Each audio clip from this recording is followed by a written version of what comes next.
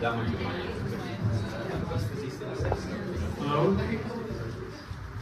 Welcome everyone. It's nice to see so many people on a dark evening. We're very grateful that you've joined us for the third edition of the Critical Sustainabilities Lecture Series.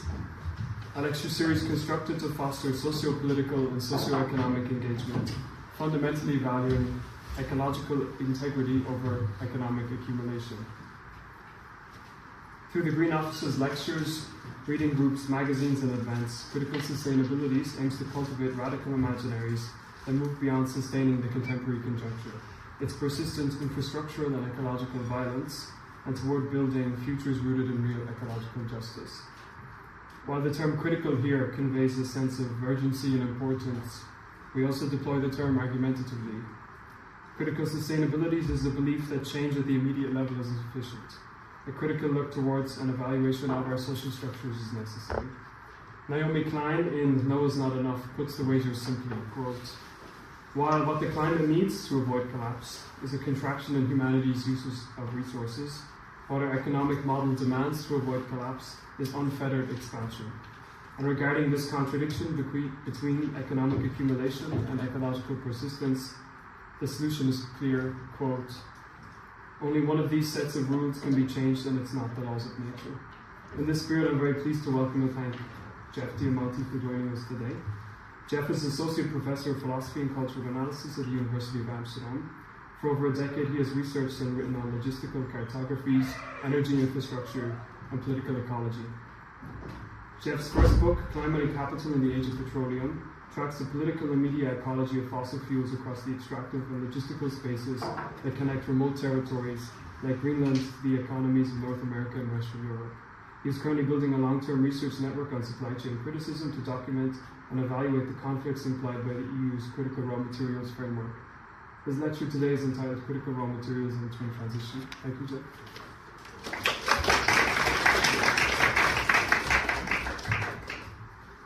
I have set a timer, 45 minutes. I think it'll be a little less. That's thank you, Shane, and the Green Office for this really warm invitation, and probably for showing up. It's dark, and it's a school night, so thanks for coming. I've been giving a version of this talk for about 12 months now, and each time I do, it changes significantly, and I now have 3 very different conclusions. And I'm not sure which one I'm going to be giving you today. It's sort of going to go based on feel. But the reason that there are 3 different conclusions is because this project is really quickly growing. And as I build out different iterations with different collectives and different partners and different thinkers and collaborators, it really takes on a scale and an intensity of thought that is far beyond what I can contain.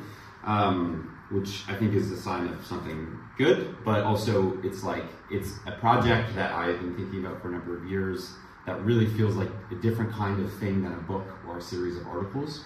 It feels like something that has to be collaborative, and super interdisciplinary, and I'm learning how to accommodate the scale of this project as I go. So you'll feel some of that in the thinking today. But at the heart of this really is a set of propositions, which you see here, which I'm not going to read.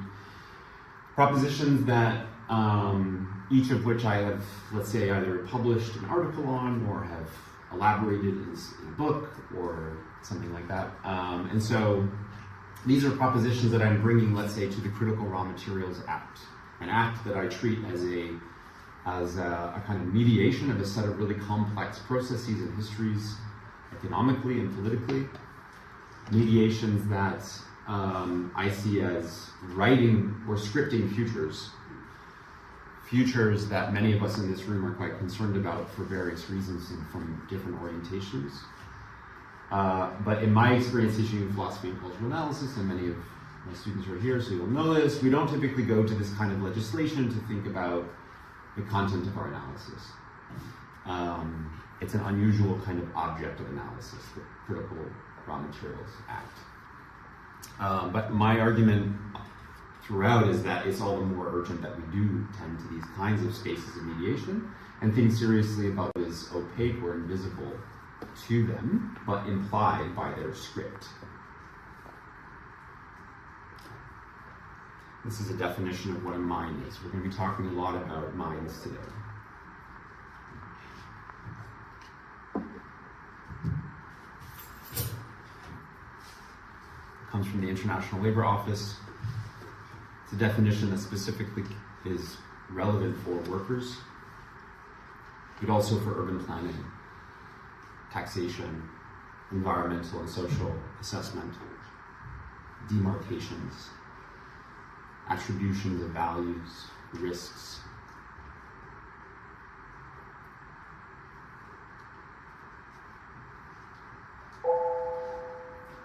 What you hear right now is the sonic signature of nickel. Nickel is a primary element on the periodic table. It's number 28, which means it has 28 protons. And nickel sounds like that because its atomic structure reflects light with a spectral signature that you see here. And this spectral signature generates a sound unique to nickel when the light waves are sonified as frequency pitches. Jill Linds, the creator of the Atom Tones project at Skidmore College, imagined the directory of elemental sound as a creative teaching tool, a way of teaching students about the materiality of frequencies and the unique physics of chemical elements. But listening to the pitch of the earth according to the shape of spectral lines has a long history in the geosciences too. And it's the premise of both remote and in situ sensing technologies deployed to survey geomorphology, or to read the spectral texture of the earth, as you see here. So spectral in this sense derives from the spectrum of waves emitted by the atomic composition of the element, a spectrum related to spectroscopy, and thus a description of two things at once, a technique for reading and a description of the text being read. Spectral is both a trace of the elemental pervasiveness of the earth, that is what needs to be summoned up or sensed into legibility, and a technique of making that trace appear. This conjugation of spectral trace and summoning up of the earth for interpretation is what I want to draw our attention to today, and I'll do so by thinking a bit about the legislative forms of subsuming this elemental spectrality into a means of what Catherine Youssef has termed the sovereignty of white geology, a summoning that draws lived cartographies elsewhere into the invisible grounds of capital's racial ontology.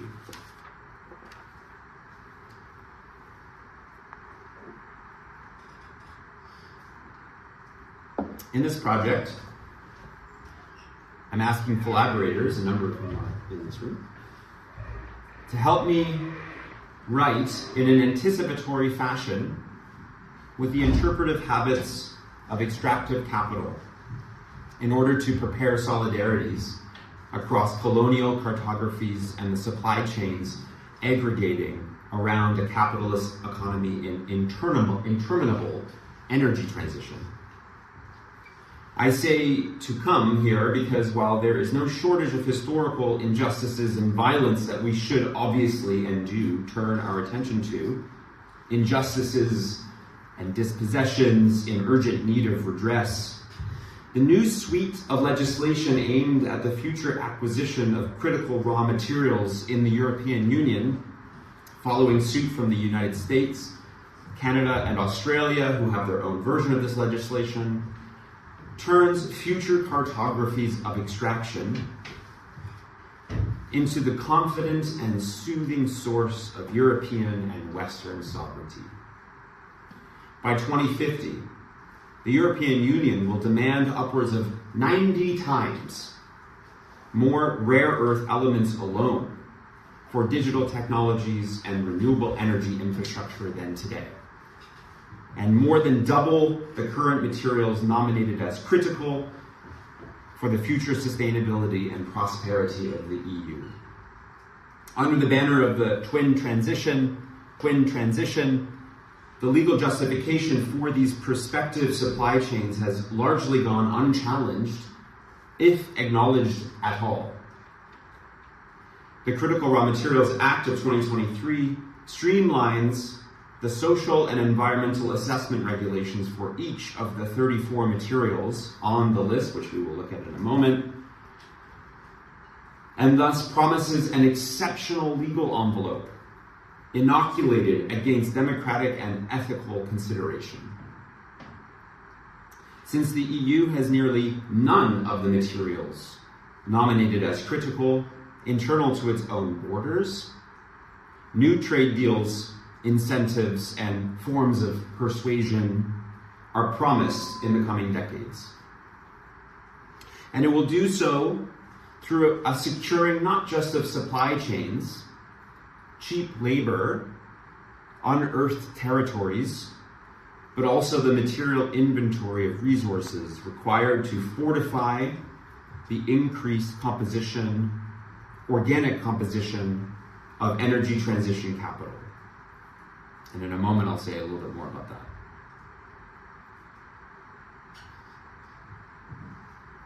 What you're looking at here is an example of what one of these collaborations looks like. It comes from a book that is at the press at the moment in Luxembourg, and these are maps of existing nickel reserves in Sapmi and in the circumpolar north, including large parts of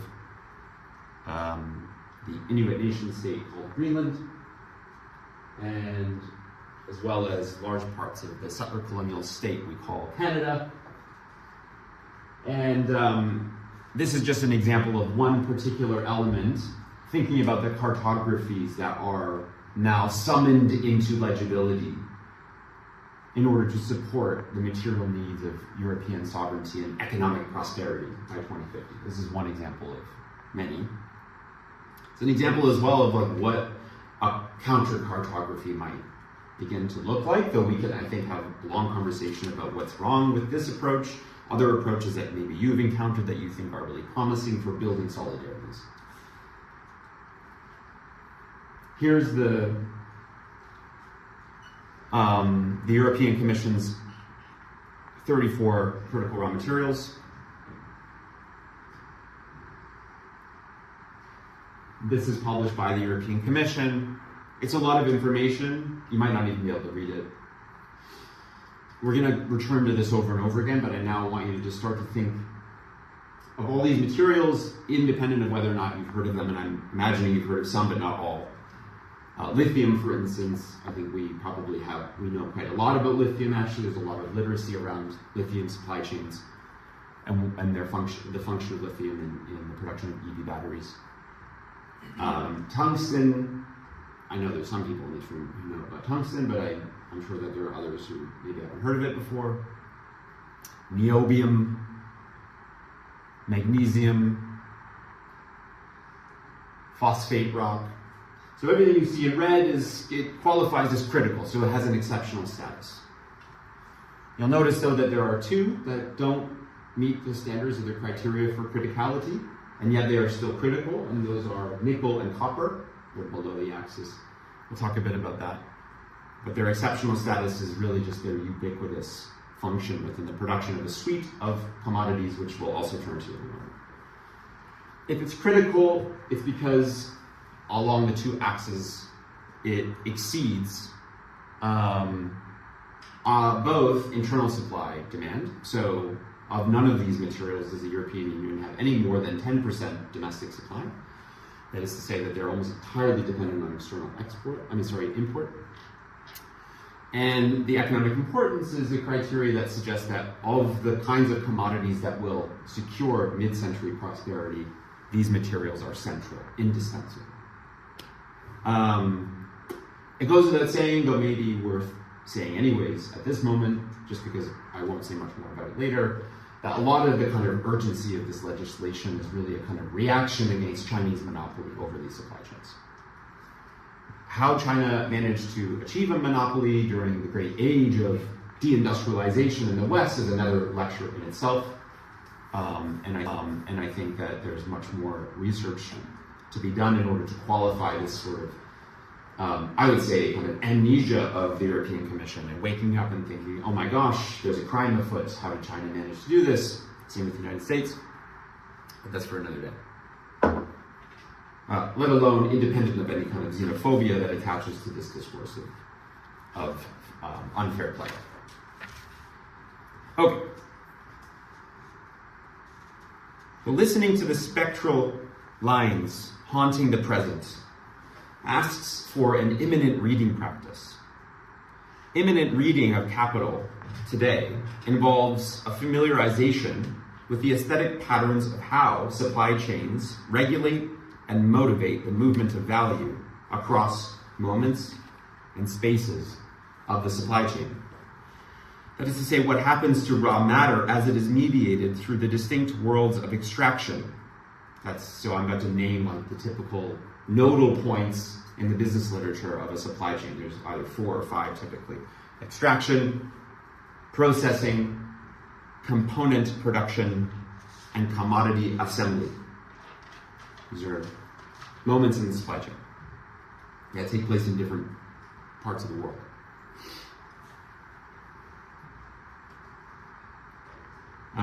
They happen in distinct logistical spaces, and they are figured according to the logic of value quite distinctly as well. So to think with the phrase of Beverly Best, who was here last year to give a lecture, what are the, quote, perceptual physics of capital as it patterns the movement of value in and through these often securitized and opaque moments of supply chain capitalism? Especially when where it is in the world that we are thinking from in each of these 4 moments of the supply chain are from the perspective of the value form of capital worlds apart, some barely figuring as world-bearing at all. So prospecting, which is kind of where I began our attention today, is one of those aesthetic moments, or the surveying of geomorphological pattern in search of resource concentration, an interpretive process involving probing the earth with various waves of light and sound, topological scanning for extrusion and tectonic expression of depth, earth systems models, contextualization, stratigraphic sampling. In each of these interpretive orientations, surface, time, cause, depth, geologists read for the spectral lines or remains of 2 distinct concepts of elementality. One, the intersection of planetary force, tectonic time, which melts into 2, the atomic specificity of this or that chemical identity, the specter of cosmic creation in the planetary grounds of what lays before and beneath, a spectral signature in the earth that reads as so many pitches or spectrographic lines. But this interpretive effort, and it is an effort if you're a geologist, to read the earth for perspective value involves another orientation as well, toward the spectral lines of the earth, and that is the determinant tense of a resource economy. Reading for value in these spectral lines as well.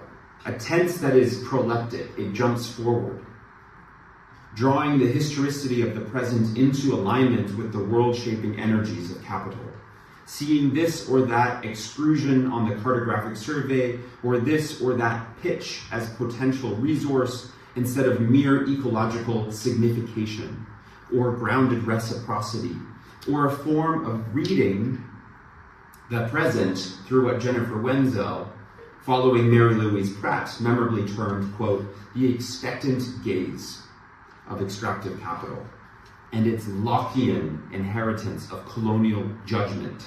Quote, its vision is narrowly focused on the economic, yet also prodigiously unrestrained in imagining a future, latent within, but quite distinct from facts on the ground. So there's another text written into the spectral remains, another text that is being read, another text that is in turn reading and scripting extraction. I know. I teach in the philosophy department. That's part of the problem, I think. I'm trained to think about the world using a set of methodologies that I don't think are the same as most scholars in sustainability studies. I think that's part of what I'm arguing for, is a different set of vocabularies and grammars for thinking about similar kinds of objects, so that we actually can have an interdisciplinary conversation about, for instance, EV batteries, or drones, or labor productivity, or neocolonialism, and the sites of extraction that seem to bear all of the weight of the history of capital in the EU over and over again. Questions that actually in a lot of spaces of sustainability I don't hear asked. To ask them, I'm suggesting one way of structuring that conversation that allows for the historicity of these propositions about where to get the materials from to come into focus.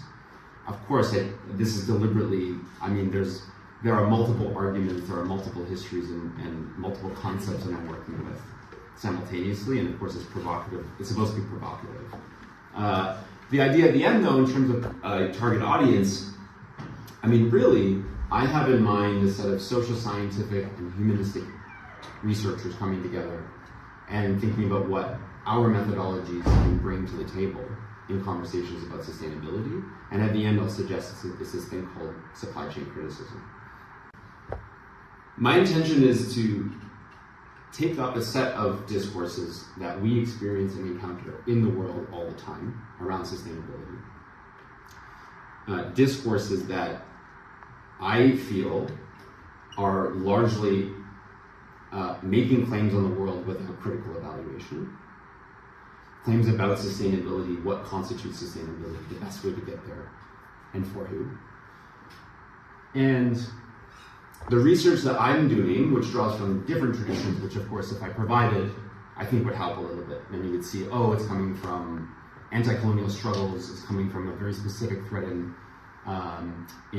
critical race theory, and certainly if I spent more time telling you a little bit about what I take from Marxism, I think then you would have a sense of like my intention, which I've shorthanded. But my intention is to defamiliarize the language and the discourses that seem to lay claim to the discourses around sustainability and transition that we hear all the time. So in rooms that you're talking about, I don't know what you're talking about, but I can imagine, because I spend time in those rooms too, actually the language is not so dissimilar, the concepts are not so dissimilar, the ideas of what has to happen now and how to get there is shared. There's largely consensus about sustainability. There's consensus about energy transition, right? And of course there are very interesting debates about sustainability that I'm glossing over, but generally sustainability is this kind of normative language that structures, especially in university, many, many disciplines.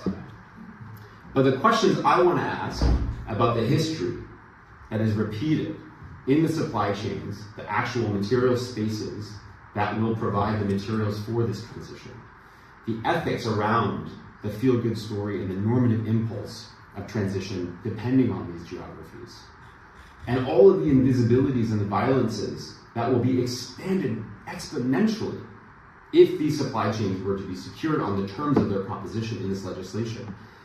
I don't see very much contestation of that. And I want to contest it. I want to defamiliarize some of these words we use and the norms that are associated with them. Now, am I doing that successfully? No. But that's the attempt, right? Is to sort of say, actually, we have all these other traditions of thought in the university that we typically in a space of thinking about sustainability don't turn to. They seem to have very little to say about the materiality of sustainability, the social structures and forms that we need to achieve in order to get there, achieving net zero in one industry versus another. History philosophy doesn't seem to have a lot to say about that, right? Which is a problem, actually. But my intention is to think, what does the world look like if we actually include those voices and those traditions of thought? And what do these normative concepts around sustainability and transition look like to us as practical projects, as opposed to mandates? Projects that should be negotiated democratically. My argument is that actually these normative concepts are under-contested, And there's an entire world of history bound up in them that is glossed over, that I think is a problem. I think it's greenwashing. I think it's violent. I think that the invisibilities of those who are that will be and already are dispossessed in the source geographies is fucking spooky. It's like really upsetting to me, you know? And so my intention is simply to defamiliarize these words for us a little bit, to think, okay, now what could we do as researchers with different sets of experiences and methodologies? What could we do together to maybe produce some kind of solidarity with the people at those source geographies who are already being subsumed into this story, if it feels compelling to do so? Does that help? I mean, I can say, I should have said that, you know. Does that help though? It does. I mean, I would love to talk more about this, because it's about energy blindness and blindness to materials, materials, only good things so far. Yeah. But, you know, that doesn't mean that I... No, the question is very valuable. It's very valuable. I mean, there's also a number of my students in this room who are like, God, yeah, mine is like a bit dense, Steve. So I do appreciate it. Here's another how am I doing for time? 7 minutes. This is like another, to jump back again, right? I'm really like I'm tracking a set of representations here. A set of representations that map these supply chains in various ways. And no one of these representations is sufficient, but I think you start to get like an interesting picture about compulsions. What is being compelled in this transition literature? The scale of the transition.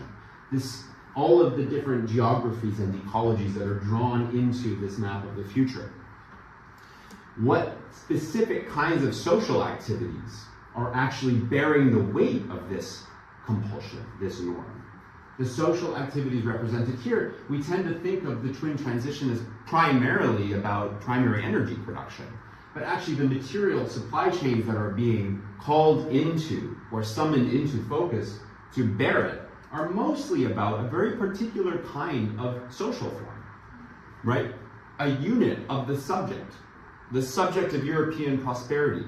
The subject who has a car, probably has a nuclear family, probably has a single family dwelling, requires an automobility infrastructure in order to perform its duties as a subject, to produce as an economic subject, right? So a lot of the assumptions that are built into the twin transition reproduce existing ideas about normative social relation that I think is also like a site where we should contest this. I'm also playing a game in the background. I'm playing a game of poetry. I'm trying to reduce the definition down to its barest form. I'm trying to think about all of these verbs, what it is a mind does, right? And how we might describe the verbing of a mind, what it does in the world otherwise, beyond the kind of empirical description of what it does. So I'm just like cutting out words to see what the verbs feel like. I like the grinding as well, but this video doesn't work anymore. Okay, I have so much more to share with you. Let me end on 2 thoughts. One is maybe to answer your question in a different way, to provide an example of the kind of normative language that I think the social science and the humanities might be useful in thinking through. To finish the thought of a normative concept is the concept of criticality.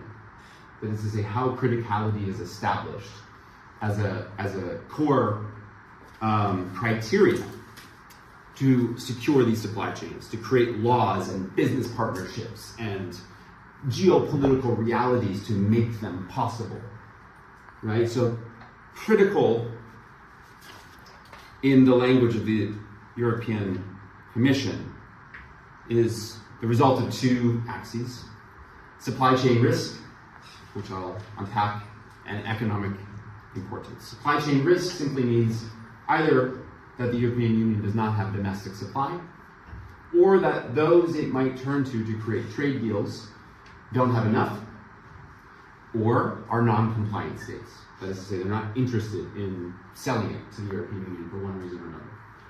And then, as we saw already, the economic importance is its function in producing these composite commodities, right? These 15 commodities we looked at before. Let's just linger on this language for a moment, though. The OECD forecasts that global material demand. Just think about, try to imagine this amount of matter moving through the world. Will more than double from 79 billion tons today.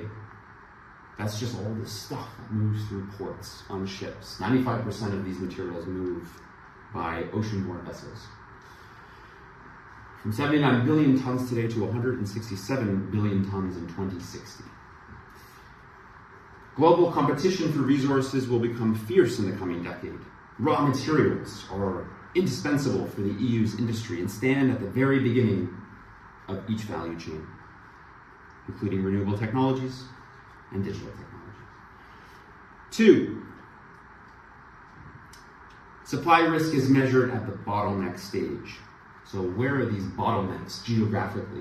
Try to imagine bottlenecks in logistical spaces. The Suez Canal is a very obvious and sort of emblematic example of this, a bottleneck. And think about how solidarities might be constructed through the spatial patterns of bottlenecks. Why? Because these supply risks involve contested territories, people who say this territory does not belong to you and your value chain. Or labor and logistical disruption, including a ship that turns sideways in the Suez Canal, for instance, or a pipeline that is blocked, or a watershed that floods a refinery, or militant refusal. And in each of these, I've, with various collaborators, written case studies about, with more time, we could talk about those maybe in the question and answer period. We could also bring some of those into focus, but there are examples of all of these, and this is what the European Commission is a little bit nervous about. So the question is, like, how do you build solidarities with these prospective supply chains in the future? With 3 minutes to go. This is a very media-rich example of some of those source geographies and how they find how these materials find their way into the European Union, specifically at the Port of Rotterdam and the Port of Amsterdam. But I want you to also just like quickly note that for each of these mines, one in formerly occupied territory of the Western Sahara, and here in the Nagat Desert, where phosphate rock is produced and imported into the European Union for industrial fertilizers in the agricultural sector. I want you to think about how each of them are preceded by these mining licenses, these tenders to mine, right? And the tender itself as a kind of technology through which to think about an anticipatory solidarity. The tenders that go out as a medium to read these prospective futures before they happen. A bit more philosophy, a bit more social science. But let me get to the end of the story because I believe I'm out of time and offer you this. That's my time. Just as a way to like invite you into sort of thinking more about one of these supply chains, right? This link will send you to a European Commission website where you have basically a kind of what I would interpret as like a social media page for each of the materials.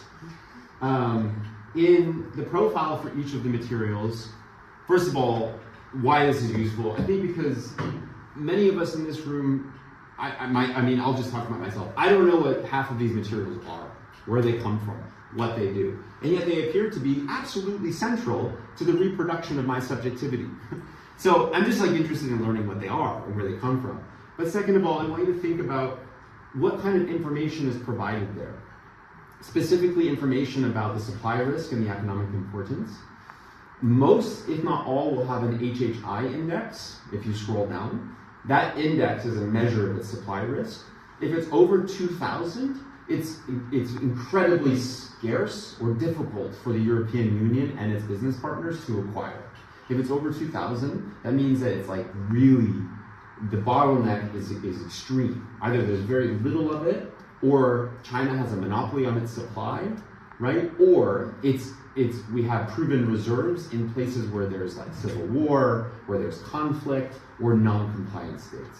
Those are the ones that I think are really interesting to think about, why they have such a high HHI index. And with more time, which we don't have, I would invite you to sort of pair up and think a little bit about what geographies, specifically what parts of the world and what parts of the countries named in its description of source geography in each of the profiles are going to be drawn into this larger cartography of the twin transition as a way to anticipate some of the conflicts that I think are largely going to go invisible into this story. Conflicts that, my sense is, in 100 years, we will be talking about in retrospect. We will be talking about the history of these supply chains as sources of conflict, sources of racialization, sources of ecological damage. And the thing I want to say in closing is, as a humanities scholar, I'm sick of always being too late. I'm sick of only ever thinking backwards about injustices that need to be redressed. I want to start thinking about what kinds of literacies we have now to build those solidarities before they happen. And that's the point of this project. Thank you.